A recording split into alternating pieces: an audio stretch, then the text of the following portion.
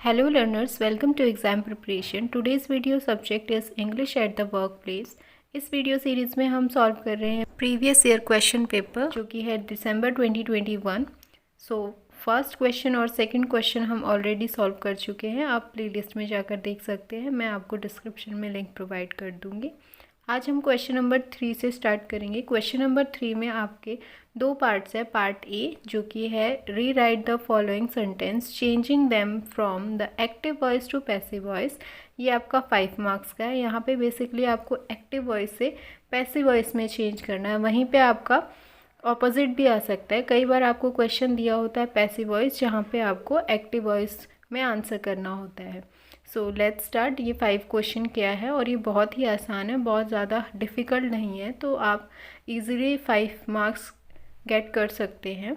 So first जो है हमारा क्वेश्चन वो है the people gave the king a warm welcome. Active voice को पैसिव वॉइस में चेंज करने के लिए कुछ इंपॉर्टेंट चीज़ें जो आपको याद रखनी है. Subject, object and verb. So इन तीनों चीज़ों को ध्यान में रखिए. सेंटेंस बनाना है आपको यहाँ ध्यान रखना था. ऑब्जेक्ट को आपको सब्जेक्ट हो जाएगा. फिर आपको ध्यान देना है कि आपकी वर्ब किस फॉर्म में होगी. पास्ट पार्टिकल लगेगा और जो सब्जेक्ट था वो ऑब्जेक्ट में कन्वर्ट हो जाएगा. सब्जेक्ट और ऑब्जेक्ट को आप बाय, टू और विद के साथ कनेक्ट करेंगे जैसा भी आपकी सेंटेंस में रिक्वायरमेंट होगी. तो उसका आंसर हो जाएगा the king was given a warm welcome by the people. Next sentence है आपका the Wright brothers build the first aeroplane. तो यहाँ पे भी देखिए ऑब्जेक्ट को हम सब्जेक्ट की तरह लिखेंगे. So the first aeroplane. अब इसके बाद वर्ब देखनी है आपको. यहाँ पे वॉज होगा, बिल्ड क्योंकि ये पास्ट में हुआ है, और इसको कनेक्ट करेंगे हम बाय से, एंड देन फिर इसका सब्जेक्ट जो था वो ऑब्जेक्ट हो जाएगा. तो राइट ब्रदर्स इसका ऑब्जेक्ट हो जाएगा. तो पूरा सेंटेंस हो जाएगा आपका the first aeroplane was built by the Wright brothers. Next sentence is Shakespeare wrote the play Hamlet. So इसका क्या होगा, एक बार वीडियो पॉज करके आप खुद से ट्राई करके देखिए, देन आप फिर से प्ले करके देखिए कि आपका राइट आंसर है या नहीं. सो इसका करेक्ट आंसर होगा जो इसका ऑब्जेक्ट था उसको हम सब्जेक्ट की तरह ट्रीट करेंगे. So the play Hamlet past में है तो वॉज रिटन. सब्जेक्ट को कनेक्ट करेंगे इसको बाय से, और फिर लास्ट में इसका जो सब्जेक्ट था उसको ऑब्जेक्ट की तरह ट्रीट करेंगे शेक्सपियर को. तो पूरा सेंटेंस क्या हो जाएगा आपका कन्वर्ट होने के बाद, the play Hamlet was written by, the भी लगा सकते हो आप और नहीं भी लगा सकते हो, शेक्सपियर. फोर्थ सेंटेंस जो आपका आता है वो है मैरी क्यूरी डिस्कवर्ड रेडियम. तो इसका क्या होगा, सो रेडियम को हम सब्जेक्ट की तरह ट्रीट करेंगे. तो रेडियम वॉज डिस्कवर्ड बाय, और इसका जो सब्जेक्ट होगा वो ऑब्जेक्ट हो जाएगा मैरी क्यूरी. तो जो आपका पैसिव वॉइस सेंटेंस होगा वो हो जाएगा radium was discovered by Marie Curie. Sentence है आपका my brother drew this picture. तो इसका जो आंसर होगा वो हो जाएगा this picture was drawn by my brother.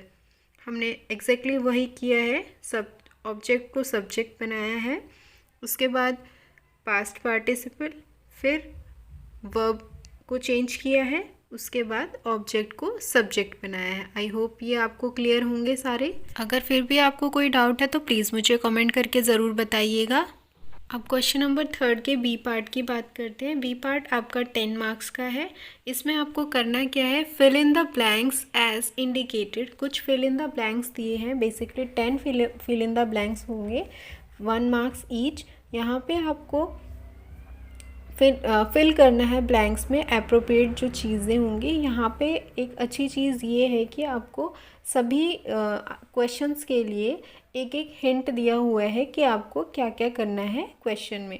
जैसे ही dash develop a new application for the software. तो ये आपका क्वेश्चन है और आपकी हिंट है करेक्ट फॉर्म ऑफ डेवलप. यहाँ पे डेवलप की करेक्ट फॉर्म को आपको फिल करना है. तो यहाँ पे क्या फिल होगा, डेवलप कन्वर्ट हो जाएगा आपका डेवलप्ड में. He developed a new application for the software. ये इसका करेक्ट आंसर होगा. नेक्स्ट सेकंड जो आपका क्वेश्चन है वो है plans have to be properly dash implement not just design। तो इसमें आपको फिर से बताना है correct form of implement. Implement का क्या करेक्ट फॉर्म इसमें सुटेबल होगा फिल इन द ब्लैंक्स में, तो यहाँ पे होगा इम्प्लीमेंटेड। बात करते हैं नेक्स्ट फिलअप की। The company letter head have been painted afresh, please use the dash change letter head. तो यहाँ पे फिर से आपको करेक्ट फॉर्म ऑफ चेंज बताना है। चेंज का क्या करेक्ट फॉर्म ऑफ वर्ब हो सकता है? सो यहाँ पे जो होगा वो चेंज्ड हो जाएगा आपका। नेक्स्ट फिलअप है please show me a sample of a dash cover letter. यहाँ पे भी आपको बताना है करेक्ट फॉर्म ऑफ वर्ब जो करेक्ट की है।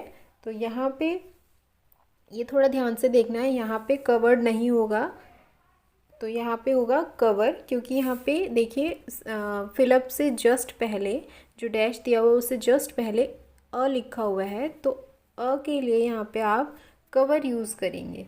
नेक्स्ट है आपका we are looking for someone dash has a proven record of excellence.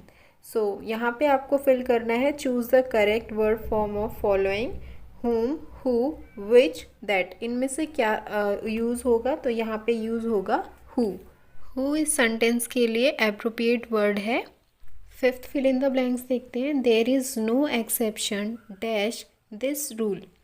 So यहाँ पे आपको हिंट दिया हुआ है यूज़ अप्रोप्रिएट प्रीपोजिशन, तो आपको इस फिलअप में प्रीपोजिशन को फिल करना है, तो यहाँ पे हो जाएगा four. So this is no exception for this rule.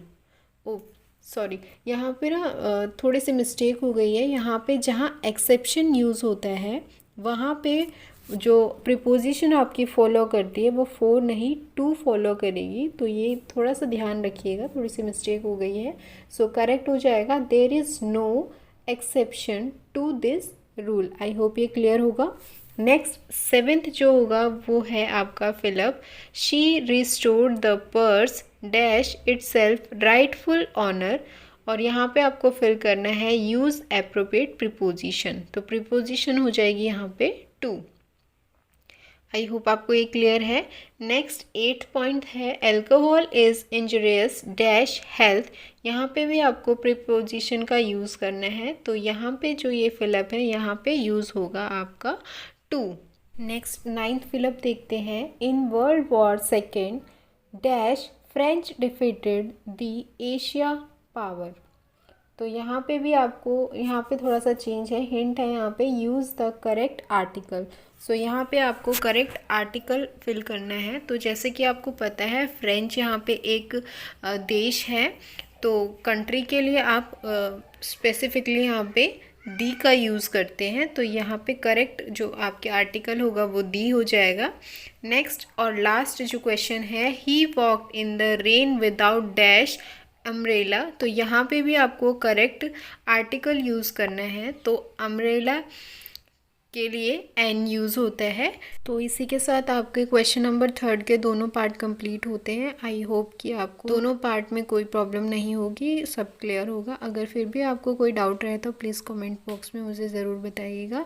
और अगर आप इसी तरीके की वैल्यूएबल वीडियोज़ देखना चाहते हैं तो प्लीज़ मेरे चैनल को सब्सक्राइब कीजिए, शेयर कीजिए, वीडियोज़ को लाइक कीजिए। Thank you so much for watching.